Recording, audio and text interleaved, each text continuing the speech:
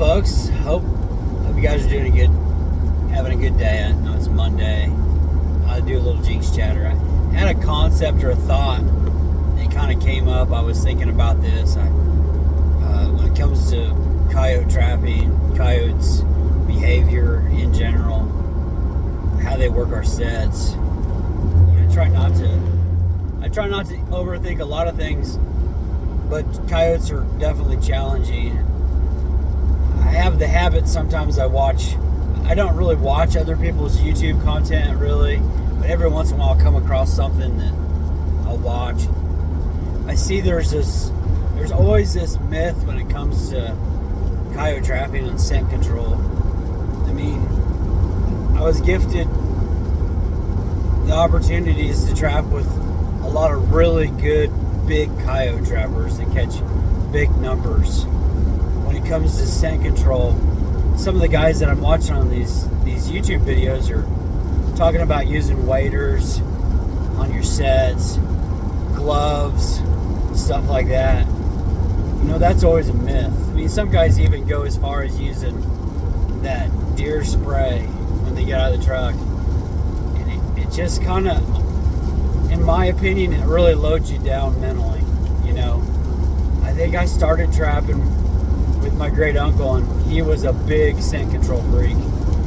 Not, being disrespectful, but once you start spending time with guys that are catching big numbers, and you start learning from them, and the consistency is similar.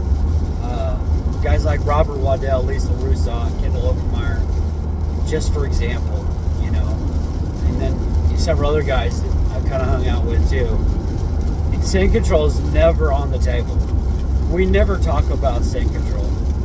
I think one of the guys is talking about how he leaves his traps down in Texas, and then next year he comes back and he never touches them. When it comes to dyeing and waxing and stuff, you see guys that are using toilet paper or no paint covers. It just seems so basic. We kind of beat ourselves up. And I just wanted to touch on that a little bit because that did kind of bother me when these are popular videos that these YouTubers are doing, and it's like they didn't quite grasp that concept of scent control. So there's nothing wrong with wearing gloves.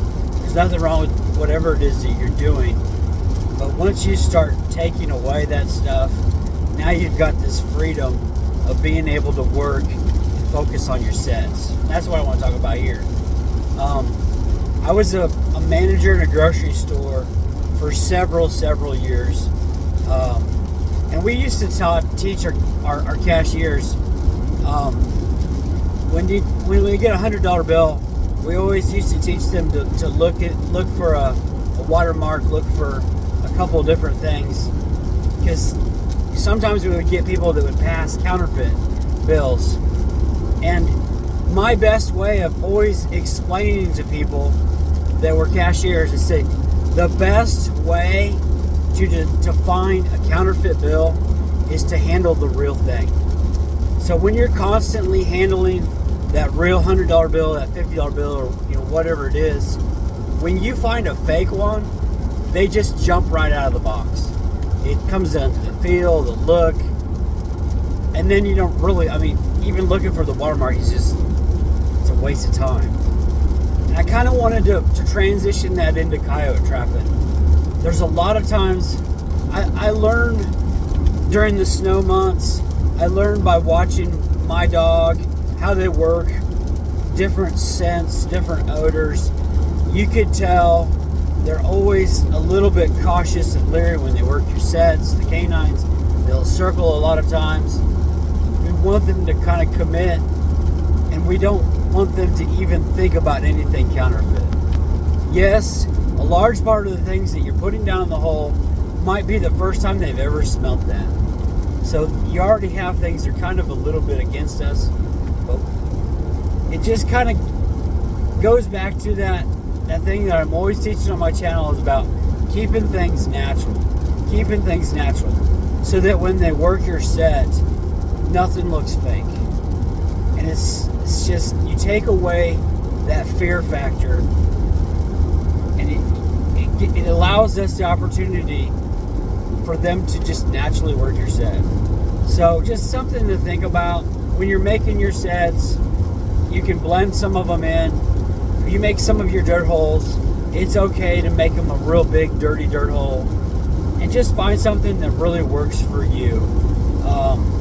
And I want to say, don't really buy into that set control stuff, because a lot of it is just a myth.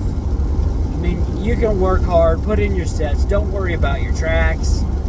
You know, it's just,